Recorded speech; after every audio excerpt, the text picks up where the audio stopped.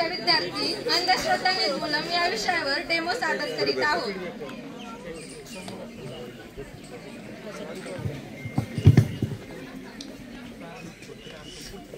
तुम्हाला माहिती आहे का, मी 12वीत असताना ना आम्ही एक NSS चा कॅम्प गेलता आमचा पण बरं का. असंच नदी किनारी नेलं, तशी साफसफाई केली आम्ही. साफसफाई केली आणि तिथला मी तुम्हाला ना माझा तिथला एक किस्सा सांगते. आणि हा किस्सा ना खोटा नाहीये. तुम्ही असं समजू नका की हा किस्सा खोटा आहे. तर तुम्हाला वाटलं ना तर मी तुम्हाला फोन पण लावून देईल तिथल्या एका व्यक्तीला.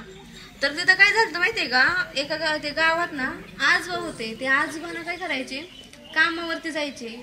तर ते रोज 9:30 पर्यंत माघारी यायचे. पण त्या दिवशी त्यांना नेमकं ना 12 वाजले. ते 12 वाजल्यानंतर मग ते येत होते आपल्या नेहमीप्रमाणे. आधीच्या काळात काही गाड्या नव्हत्या, सायकलीवरती. आणि ते सायकल चालवत यायचे. आणि मग त्यांना एक काय झालं, त्या दिवशी पॅन्डल जड लागायला लागले. म्हणल्यावरती त्यांना असं जाणवायला लागलं की आपल्या पाठीमागे कोणतरी बसले सायकलीवरती. पण रात्रीचे 12 वाजले होते. मग त्यांनी पाठीमागे वळून बघायला जरा ना धाडस नाही केलं. ते थोडे असंच चालवत गेले हळू सायकल. आणि असंच पुढे गेल्यावरती एक त्यांना लाईट दिसली. तर त्यांना असं वाटलं त्या लाईटीच्या प्रकाशाने माझ्या मागे बसलेलीची पण सावली पडेल. मग त्यांनी ते बल्बपर्यंत गेले, लाईटपर्यंत.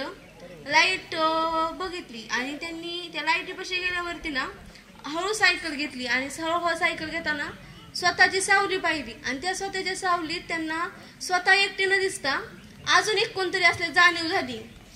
त्यांनी खूप धाडस केलं. आणि धाडस करून असं हळूच नाही का मागे एका तिरक्या नजरेने पाहतात तर काय मागे कोणीच नाही म्हणल्यावरती आजोबा जास्तच घाबरले. आजोबा डायरेक्ट घामाघूमच झाले. पण कसं तरी त्यांनी गावात गेले. ते गावात जाऊन घर गाठलं. आणि असाच किस्सा सांगत होते.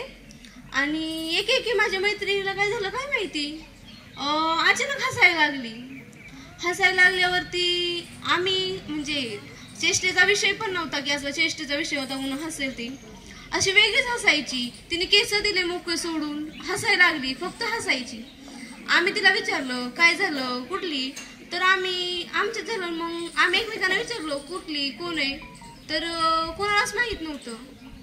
मग आम्ही तिलाच विचारलं की कोण ग तू, कुठून आली, तर तिने ना ती म्हणली इकडे एक स्मशानभूमी आहे, मी तिथनं आली. आम्ही तिकडं बघताच ती आमच्यापासून गायब झाली. आम्ही तिला इकडे तिकडे शोधलं पण ती कुठंच नाही सापडली. आणि त्या रात्री अक्षरशः आम्ही कोणी सुद्धा झोपलो नाही, इतकी आम्ही घाबरून गेलतो.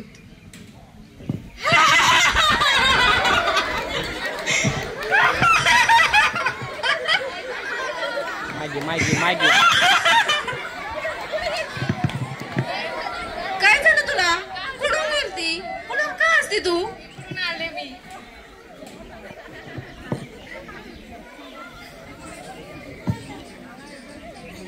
लवकर जा. अरे कुठे गेली ही, आता ते होती. अरे बघायला लागल हिला. अरे कुठे गेली, तू इकडे कधी गेलती. इथं बसली होतीस ना तू. आम्ही तिकडे फिरायला गेलतो, हाय का नाही ग. आता 5 मिनिटं झाली तिथं बसली होती. अगं नव्हते ग, 15 मिनिटं झाले आम्ही फिरतोय तिकडे. अरे बघ इथं कोण बोलत होतं. अरे ते काहीतरी आहे रे, पळ. थँक्यू. ते स्पीच माझ्या आता मैत्रिणींनी मज्जा आणि मोठ्याने म्हणतीच जाऊन म्हण, फक्त मोठ्याने म्हण थोडा.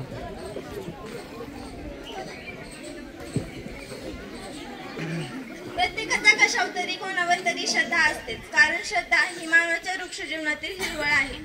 अंधश्रद्धा असणे तर गैर नाही, कारण कोणतेही काम श्रद्धेपूर्वक केले तर ते नक्कीच सफल होते. पण ही श्रद्धा जेव्हा अंधश्रद्धेकडे झुकते तेव्हा विनाशाकडे वाटचाल होते. कारण अंधश्रद्धा ही श्रद्धेच्या निखाऱ्यावरील राख आहे. ही राख झाडत असताना हाताला चटका बसण्याची जास्त शक्यता असते किंवा निखार भिजण्याची शक्यता असते. कोणतीही गोष्ट सबळ पुराव्यांशिवाय स्वीकारणे म्हणजेच अंधश्रद्धा अंधश्रद्धा होय. अंधश्रद्धेमुळे सगळी कामे ईश्वर कृपेने व्हावीत, आपोआप व्हावीत असे वाटू लागले व त्यातूनच तथाकथित बाबाबुवांचा याच्यात समावेश शोषण करण्यात प्रवृत्ती होते. त्यामुळे सर्वांनी काळजी घ्या, अंधश्रद्धेवर विश्वास ठेवू नका, एवढं सांगेल मी आमच्या नाटकातून.